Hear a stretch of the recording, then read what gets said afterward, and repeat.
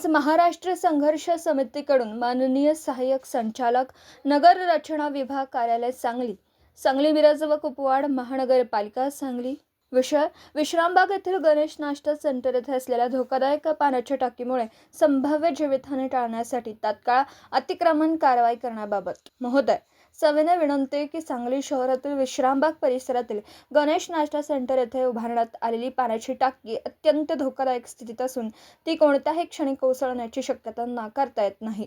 या ठिकाणी दररोज मोठ्या संख्येने नागरिक व ग्राहकांची वर्दळ असते, त्यामुळे सदर टाकी कोसळल्यास गंभीर जीवितहानी तसेच मोठा अपघात होण्याचा धोका निर्माण झाला आहे।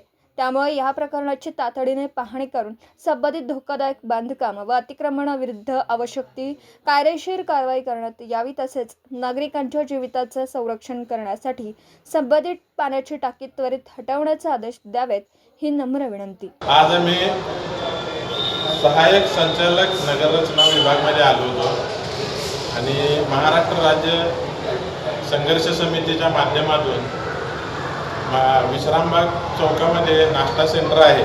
त्या नाश्ता सेंटरला नाश्ता सेंटरच्या समोर गेल्या काही महिन्या पाठीमागे जो अतिक्रमण झाला होता, त्या अतिक्रमणाच्यामुळं आज सर्वसामान्य नागरिकांचे खूप हाल होतात।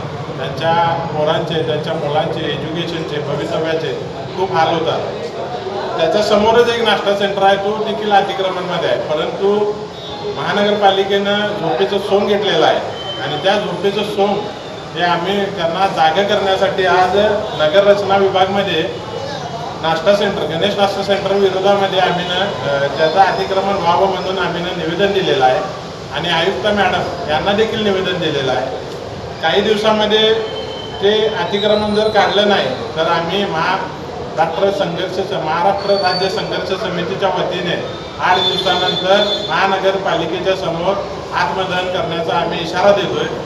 लवकरात लवकर गणेश नाश्ता सेंटरवरती अतिक्रमण करावे ही आमची कळकळून विनंती आहे। जय हिंद, जय महाराष्ट्र।